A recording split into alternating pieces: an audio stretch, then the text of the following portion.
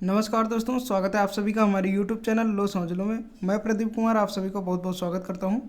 तो दोस्तों, आज की इस वीडियो में हम लोग पढ़ने वाले हैं ज्योग्राफी का 7 पार्ट वीडियो। इसके पहले हमने 6 पार्ट तक अच्छी तरह से कंप्लीट कर दिया है। जो भी छात्र उन सभी वीडियो को नहीं देखे हैं तो हमारे चैनल के प्ले लिस्ट में जाएँ और वहाँ से सभी वीडियो देख सकते हैं। ये सभी आपके एग्जाम की दृष्टि से मोस्ट इंपॉर्टेंट क्वेश्चन है। अगर आप इन क्वेश्चनों को तैयार कर लेते हैं तो आप अपने एग्जाम में अच्छे मार्क ला सकते हैं। तो चलिए हम क्वेश्चन पर आते हैं।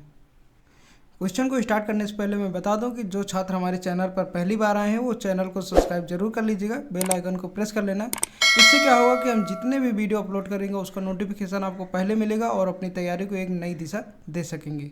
ओके, चलिए हम क्वेश्चन पर आते हैं। पहला क्वेश्चन है हमारा, जनसांख्यिकी में अध्ययन किया जाता है। आपको बताना है, 4 ऑप्शन है आपके सामने। पशु आचरण का, जनसंख्या वृद्धि का, नदियों का या ग्रामीण अधिवास का। करेक्ट ऑप्शन हो जाएगा बी, जनसंख्या वृद्धि का। तो बी ऑप्शन आपका जो है राइट हो जाएगा। जान लेते हैं जनसांख्यिकी होता क्या है। देखिए, ये मानव जनसंख्या का अध्ययन ही जनसांख्यिकी कहलाता है। ओके, यानी गणितीय अध्ययन ही जनसांख्यिकी कहलाता है। इसके अंतर्गत होता क्या है कि जो व्यक्ति पहले कहीं और निवास करते थे और कुछ समय बाद कहीं और घर बनवा लिए या किसी शहर में बनवा लिए, तो ये जो आदान प्रदान होता है, कोई रहता है यहाँ, कोई छोड़ कर जाता है, जनसंख्या बढ़ती है घटती है, इन सभी का गणितीय अध्ययन जो किया जाता है वही जनसांख्यिकी कहलाता है। ओके, चलिए देखते हैं अगला प्रश्न। अगर इस वीडियो का आपको पीडीएफ चाहिए तो पीडीएफ आपको डिस्क्रिप्शन में मिल जाएगा या फिर हमारे टेलीग्राम चैनल को ज्वाइन कर लीजिए। टेलीग्राम चैनल का लिंक भी डिस्क्रिप्शन में मिल जाएगा। वहाँ पर हम डेली के डेली प्रत्येक वीडियो का पीडीएफ शेयर कर देते हैं और सभी वीडियो का पीडीएफ आप एक साथ डाउनलोड कर सकते हैं। हरित क्रांति है, बताना है। 4 ऑप्शन है आपके सामने। फसल विविधता में सुधार, खादों का सही उपयोग, सिंचाई का विस्तार, उपयुक्त सभी। तो क्या हो जाएगा राइट आंसर? राइट आंसर हो जाएगा डी, उपयुक्त सभी। यानी डी ऑप्शन जो है बिल्कुल करेक्ट ऑप्शन हो जाएगा। हरित क्रांति के अंतर्गत फसल की विविधता में सुधार, खादों का सही उपयोग, सिंचाई का विस्तार, ये सभी आते हैं। ओके, हरित क्रांति कहते किसे हैं तो सबसे पहले हम ये जान लेते हैं। देखिए, हरित क्रांति को अगर हम अपने भाषा में कहें तो बीज से लेकर, खेतों में बीज बोने से लेकर फसल तैयार होने तक जिन भी चीज़ों का हम उपयोग करते हैं वो सभी हरित क्रांति के अंतर्गत आते हैं। चाहे वो ट्रैक्टर, ट्राली, कल्टीवेटर, हैरो, जुताई, सिंचाई, बुआई, खाद, दवा, कीटनाशक दवा, जो भी चीज़ें आती हैं, शुरुआती से लेकर बोने से लेकर वो अंत तक में फसल काटने तक जो भी चीज़ों का उपयोग किया जाता है, ठेसर, तो उन सभी को हरित क्रांति के अंतर्गत रखा जाता है। ओके, भारत के हरित क्रांति के जनक कौन है? एम.एस. स्वामीनाथन। अगर विश्व की बात करें तो कौन है? Norman Borlaug. ओके, चलिए देखते हैं अगला प्रश्न। क्वेश्चन नंबर 3 है हमारा, हरित क्रांति फसलों की उपज में वृद्धि निर्भर करती है। अकार्बनिक खाद, कीटनाशक, ऊर्जा, उपयुक्त सभी। करेक्ट ऑप्शन हो जाएगा उपयुक्त सभी। डी आपका जो है करेक्ट ऑप्शन हो जाएगा। देखिए, किसी भी फसल की उपज में वृद्धि करने के लिए उसमें अकार्बनिक खाद, जैविक खाद ज़्यादा प्रयोग होता है। उसको प्रयोग करने से अच्छी फसल का उत्पादन होता है। कीटनाशक दवाओं का तो ज़रूर उपयोग किया जाएगा क्योंकि बहुत सारे कीट पेड़ों को नुकसान पहुंचाते हैं। और ऊर्जा खेत में अत्यधिक होना चाहिए। तो इन सभी चीज़ों का उपयोग होगा तभी हमारी फसल की उपज अच्छी होगी। ओके, तो डी ऑप्शन जो है आपका करेक्ट ऑप्शन हो जाएगा। चलिए अगला प्रश्न देखते हैं। क्वेश्चन नंबर 4 हमारा, उष्णकटिबंधीय सदाबहार वन पाए जाते हैं। 4 ऑप्शन है आपके सामने। ध्रुवीय क्षेत्रों में, शीत कटिबंधीय में और विषुवत रेखीय प्रदेश में उपयुक्त में से कोई नहीं। ऑप्शन हो जाएगा डी आपका करेक्ट, इनमें से कोई नहीं। ओके, इन तीनों में से कोई नहीं। देखिए, उष्णकटिबंधीय सदाबहार वन केवल उन्हीं क्षेत्रों में या उन्हीं प्रदेशों में पाए जाते हैं जहां वार्षिक वर्षा 200 सेंटीमीटर से अधिक होती है। ओके, और औसत तापमान 22 डिग्री सेल्सियस होना चाहिए। तो वहीं ये कटिबंधीय सदाबहार वन पाए जाते हैं। आपको एक बात नया सीखने को यहाँ हम बता देते हैं कि लगभग धरती पर जितने भी जीव जंतु, पेड़ पौधे हैं, ओके, उनकी आधी जनसंख्या इसी कटिबंधीय सदाबहार वन में पाए जाते हैं। ओके, देखिए, ये वन एशिया, ऑस्ट्रेलिया, अफ्रीका, दक्षिण अमेरिका या मध्य अमेरिका, प्रशांत द्वीपों पर पाए जाते हैं। सदाबहार वन इतने घने होते हैं कि इन वनों में भूमि स्तर पर सूरज की रोशनी नहीं पहुंच पाती, और सूरज की रोशनी न पहुंच पाने के कारण नीचे जो झील झाकड़ होते हैं, छोटे वृक्ष होते हैं, वो नहीं उग पाते हैं। ओके, तो इसलिए क्या होता है कि इन वनों में साफ सफाई होती है, जानवर बिल्कुल आसानी से घुस सकते हैं, मनुष्य भी अंदर घुसकर टहल सकते हैं, कोई दिक्कत नहीं है। ओके, तो राइट आंसर क्या हो जाएगा? डी। चलिए आगे देखते हैं। क्वेश्चन नंबर 5 हमारा, राष्ट्रीय पर्यावरण नीति में भारत के वनस्पतिक क्षेत्र के प्रतिशत को लाने का लक्ष्य रखा गया है। 32%, 25%, 34% या फिर 33%। करेक्ट ऑप्शन हो जाएगा 33%, यानी डी आपका जो है राइट आंसर हो जाएगा। जानकारी के लिए मैं बता दूं कि वन और जलवायु परिवर्तन मंत्रालय द्वारा इसे जारी किया जाता है, राष्ट्रीय पर्यावरण नीति को। ओके, और 2017 में वन रिपोर्ट के अनुसार 24.3% वन क्षेत्र था, लेकिन अब इस नीति के अनुसार बढ़ाकर रख दिया गया है कि 33% होना चाहिए। ओके, यानी वन नीति के अनुसार बढ़ाकर इसको रख दिया गया है कि पूरे वनस्पत क्षेत्र का प्रतिशत जो है 33% होना चाहिए। तो डी ऑप्शन जो है आपका करेक्ट हो जाएगा। चलिए बढ़ते हैं अगले प्रश्न की ओर।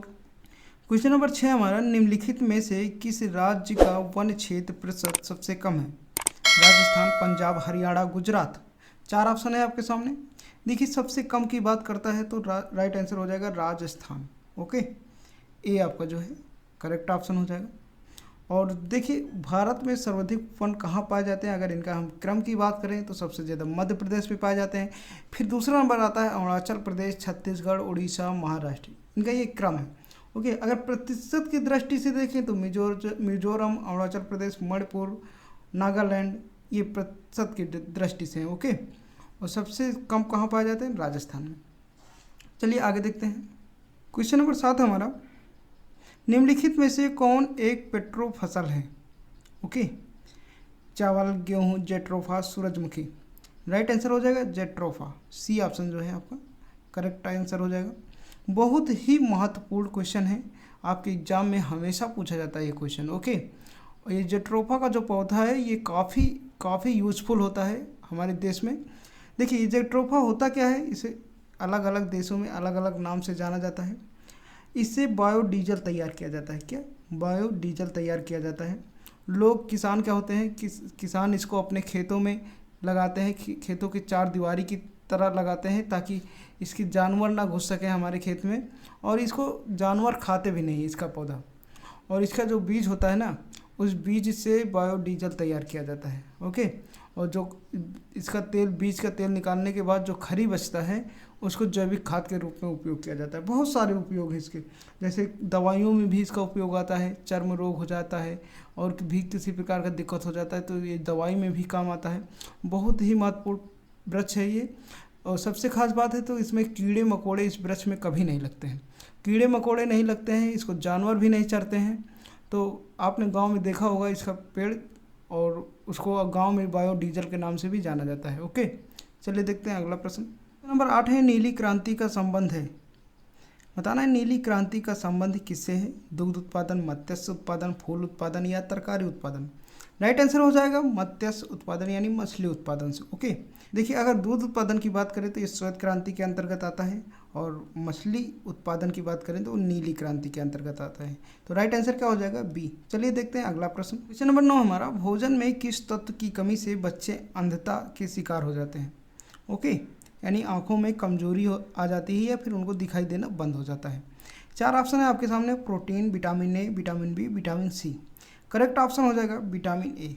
और विटामिन बी की कमी से बेरी, विटामिन सी की कमी से स्कर्बिक, और इन सभी विटामिनों की कमी से कई प्रकार से रोग उत्पन्न होते हैं।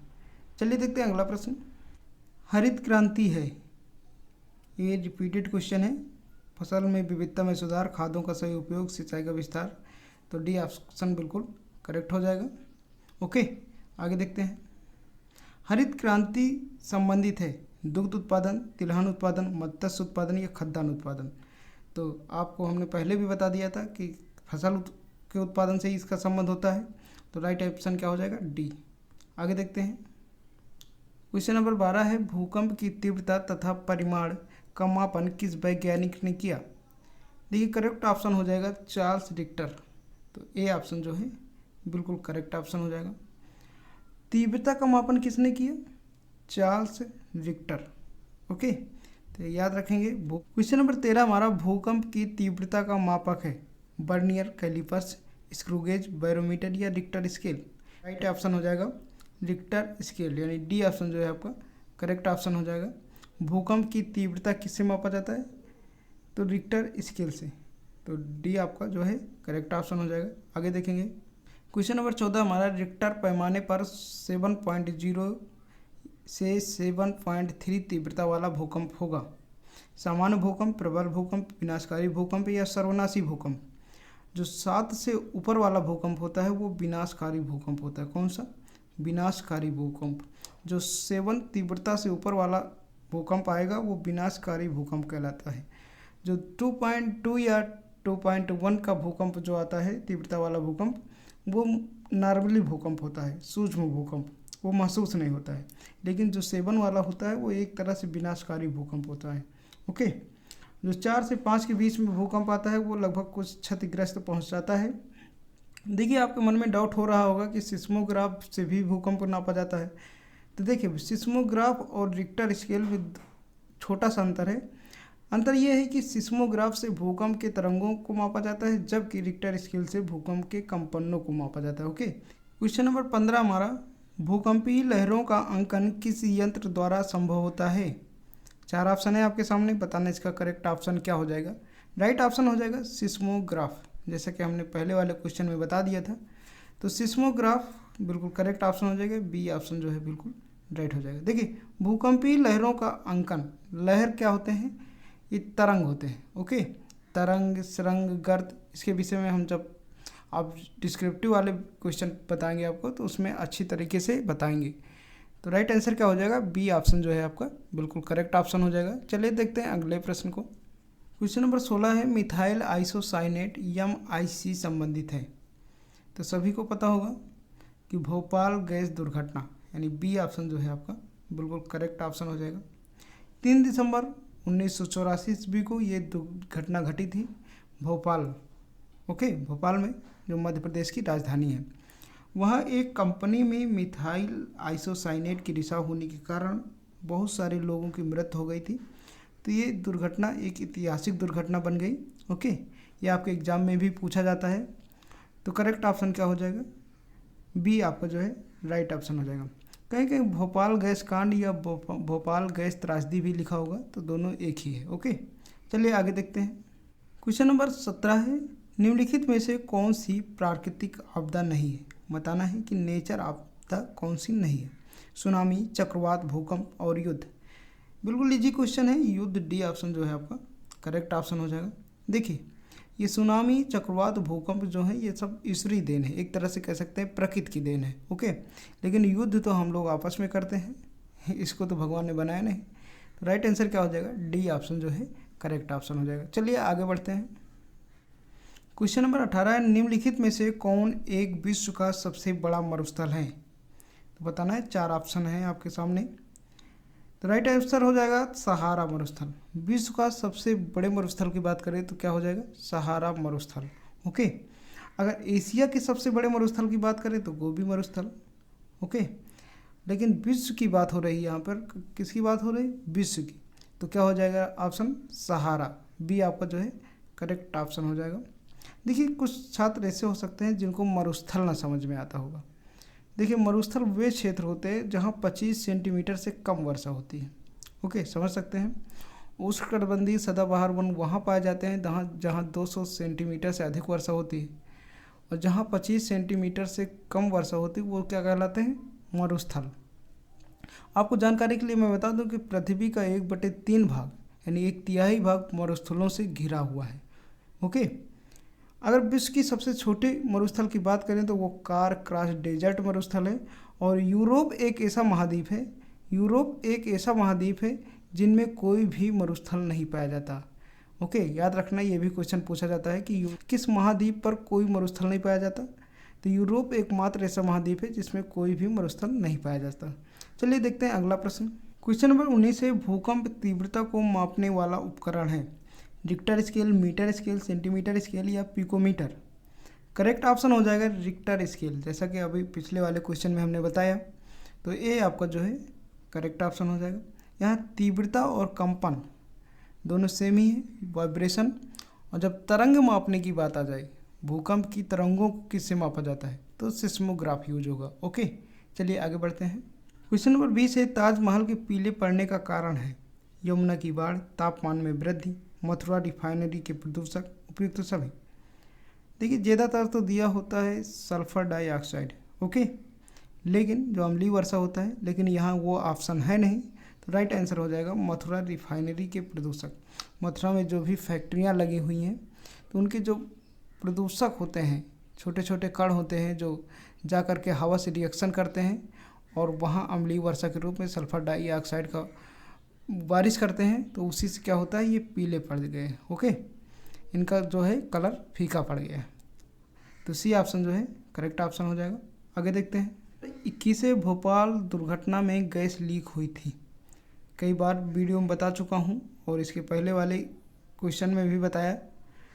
तो बताना है इसका करेक्ट ऑप्शन क्या हो जाएगा। तो बिल्कुल राइट ऑप्शन हो जाएगा मेथिल आइसोसाइनेट। क्या हो जाएगा, मेथिल आइसोसाइनेट। तो डी आपका जो है करेक्ट ऑप्शन हो जाएगा। चलिए हम देखते हैं अगला प्रश्न। क्वेश्चन नंबर 22 है, भारत के किस शहर को मरुस्थल की राजधानी कहते हैं? अलवर, जोधपुर, जैसलमेर, उदयपुर। राइट आंसर हो जाएगा डी जैसलमेर। कहाँ पे है? राजस्थान में है। इसको मरुस्थल की राजधानी भी कहा जाता है। मरुस्थल हमने बता दिया, जहाँ 25 सेंटीमीटर से कम वर्षा होती है उसे मरुस्थल कहते हैं। ओके, तो डी ऑप्शन जो है राइट हो जाएगा। चलिए देखते हैं अगला प्रश्न।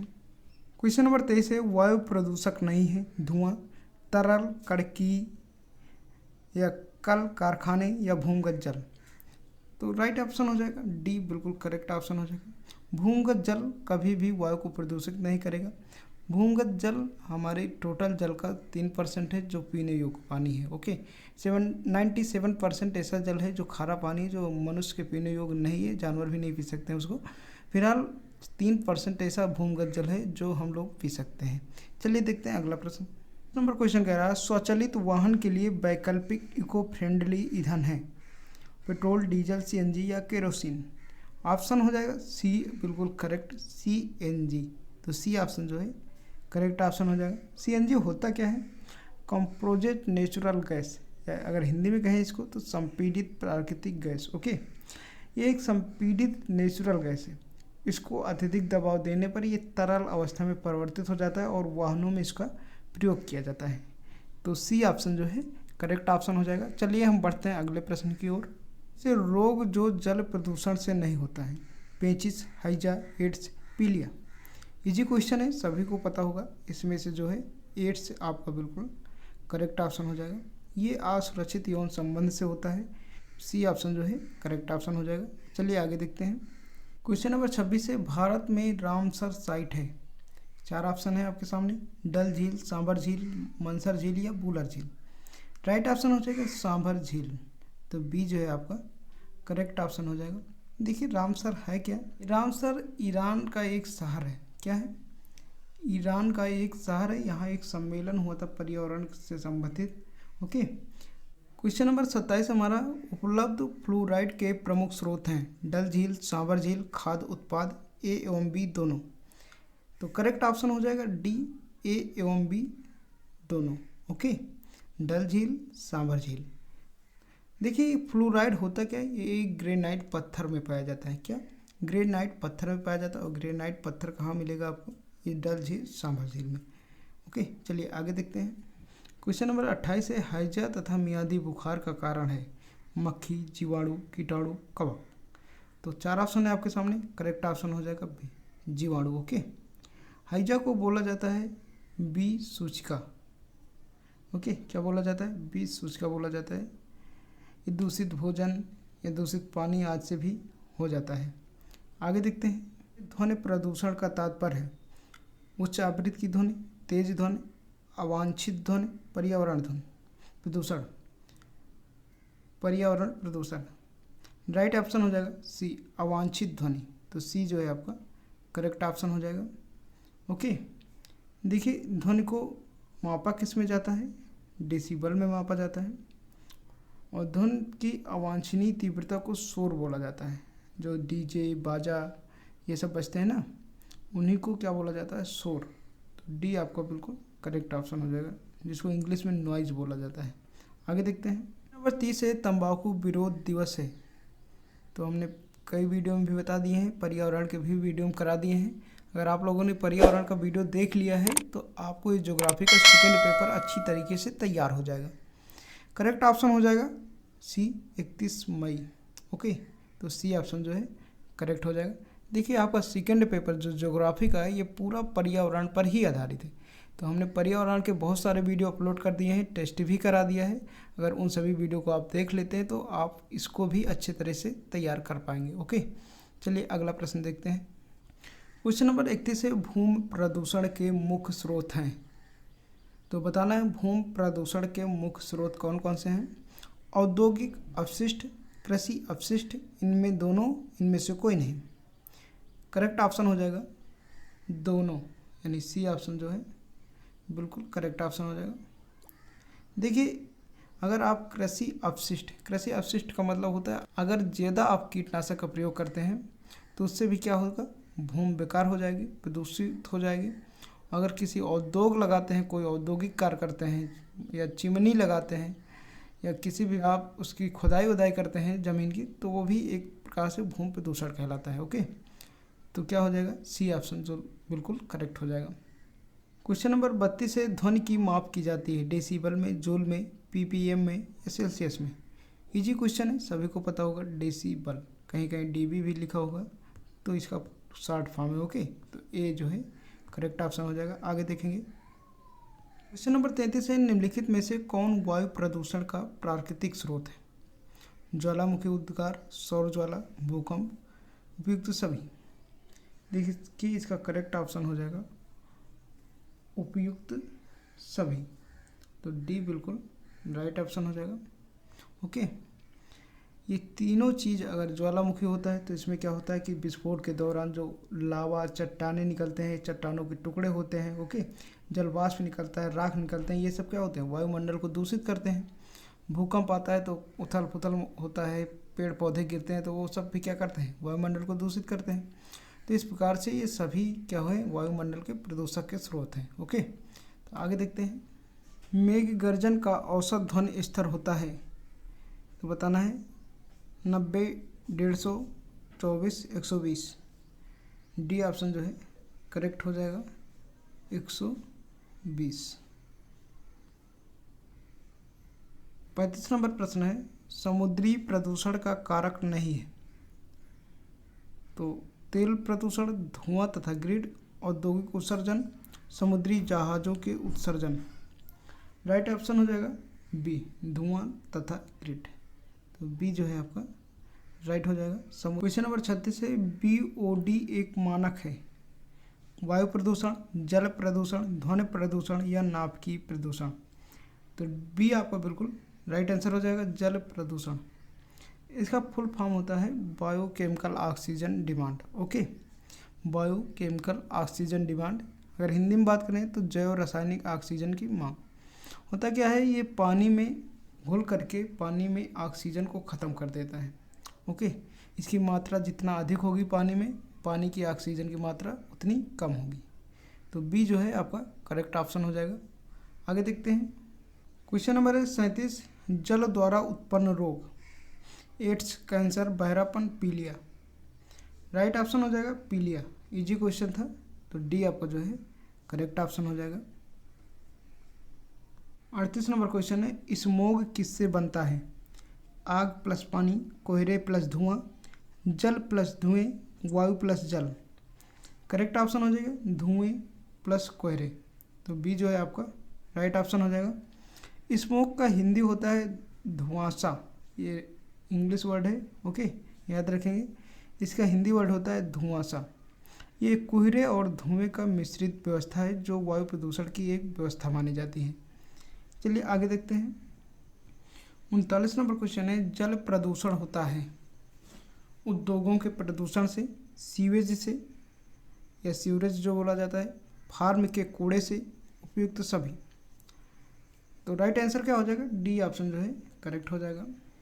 इन सभी से जल प्रदूषण होता है। ये सभी कारण हैं जल को दूषित करने में। ओके, तो डी ऑप्शन जो है राइट हो जाएगा। आगे देखते हैं क्वेश्चन नंबर 40 है, आदर्श प्रदूषण किसे कहते हैं? जल प्रदूषण, मृदा प्रदूषण, वायु प्रदूषण या शोर प्रदूषण? तो डी आपका जो है करेक्ट ऑप्शन हो जाएगा, शोर प्रदूषण। ओके, आदर्श प्रदूषण किसे बोला जाता है? शोर प्रदूषण, यानी ध्वनि प्रदूषण को क्या बोला जाता है? आदर्श प्रदूषण। ऐसा प्रदूषण जिसे हम देख नहीं पाते हैं, ओके, केवल महसूस करते हैं कि कहीं ये हो रहा है। आगे देखते हैं, डीजल पेट्रोल चलित गाड़ियों से उत्पन्न होता है। 4 ऑप्शन है, करेक्ट ऑप्शन क्या हो जाएगा? राइट ऑप्शन हो जाएगा आपका सी, ध्वनि तथा वायु प्रदूषण। जब गाड़ी चलती है तो उससे ध्वनि भी उत्पन्न होता है, जिससे ध्वनि प्रदूषण होता है, और जो धुआं निकलता है उससे क्या होता है? वायु प्रदूषण। ओके, तो सी ऑप्शन जो है करेक्ट ऑप्शन हो जाएगा। चलिए बढ़ते हैं अगले प्रश्न की ओर। ध्वनि प्रदूषण का मापन होता है, कई बार बता चुका हूँ, डेसिबल पैमाने पर। ओके, तो ए जो है आपका राइट हो जाएगा। आगे देखते हैं, फ्लोराइड प्रदूषण मुख्य रूप से किसको प्रभावित करता है? राइट आंसर क्या हो जाएगा? बी, मस्तिष्क को। फ्लोराइड यानी ग्रेनाइड वाला प्रदूषण जो होता है किसको प्रभावित करता है? तो मस्तिष्क यानी दिमाग को, ओके, सिर को। आगे देखते हैं, 44 नंबर क्वेश्चन कह रहा है वायु प्रदूषण का कारण है, तो सभी को पता होगा, सी ऑप्शन बिल्कुल राइट हो जाएगा, धुआं। इस 45 नंबर क्वेश्चन कह रहा है वायुमंडल प्रदूषण उत्पन्न करता है, तो 4 ऑप्शन है आपके सामने, रेडियोधर्मी पदार्थ, सल्फर डाइऑक्साइड, नाइट्रोजन के ऑक्साइड, उपयुक्त सभी। राइट ऑप्शन क्या हो जाएगा? डी, उपयुक्त सभी। एजेंडा 21 का संबंध किससे? सुरक्षा परिषद को संयुक्त राष्ट्र संघ के महासचिव की रिपोर्ट से। विकासशील देशों की मांग का चार्टर है। रियो में पृथ्वी शिखर सम्मेलन के दस्तावेज हैं, इनमें से कोई नहीं। राइट आंसर हो जाएगा सी, रियो में पृथ्वी सम्मेलन के दस्तावेज हैं। ओके, ये पृथ्वी सम्मेलन के नाम से भी जाना जाता है। बता दूं कि पर्यावरण और उसके विकास से जुड़े मुद्दे पर यह सम्मेलन 1992 ईस्वी में रियो डी जेनेरो में हुआ था। ओके, कहाँ हुआ था? रियो डी जेनेरो में।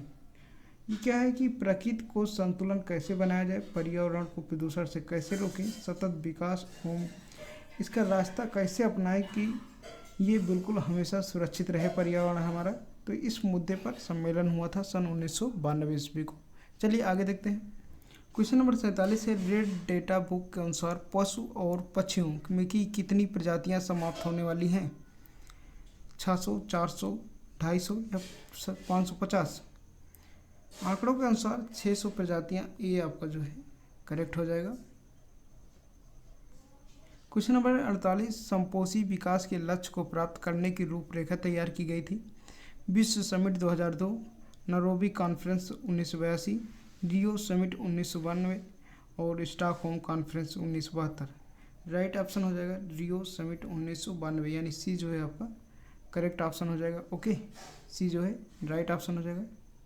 49 नंबर प्रश्न है, पर्यावरण संरक्षण उत्तरदायित्व है भारत सरकार का, एनजीओ का, व्यक्तिगत रूप से, उपयुक्त सभी। राइट ऑप्शन हो जाएगा ए, बिल्कुल राइट ऑप्शन हो जाएगा भारत सरकार का। ओके, पर्यावरण संरक्षण उत्तरदायित्व है भारत सरकार का। नंबर प्रश्न कह रहा है वन्य जीव संरक्षण अधिनियम 1972 का उद्देश्य है, तो बताना है इसका क्या उद्देश्य है। तो इसका उद्देश्य है उपयुक्त सभी, जैव विविधता संरक्षण, आवश्यक परिस्थिति का जीवन सहायक तंत्र को बनाए रखना और वन्य जीवों का संरक्षण। तो डी आपका जो है राइट ऑप्शन हो जाएगा। आगे देखेंगे, 51 नंबर क्वेश्चन कह रहा है पर्यावरण संरक्षण से संबंध नहीं है, तो राइट ऑप्शन क्या हो जाएगा? रेड क्रॉस, डी जो है आपका करेक्ट ऑप्शन हो जाएगा। UNIP ये भी पर्यावरण से संबंधित है, क्योंकि इसका फुल फॉर्म होता है यूनाइटेड नेशन इन्वायरमेंट प्रोग्राम। देखिए, संयुक्त राष्ट्र पर्यावरण कार्यक्रम इसका फुल फॉर्म होता है। ग्रीन पीस क्या है?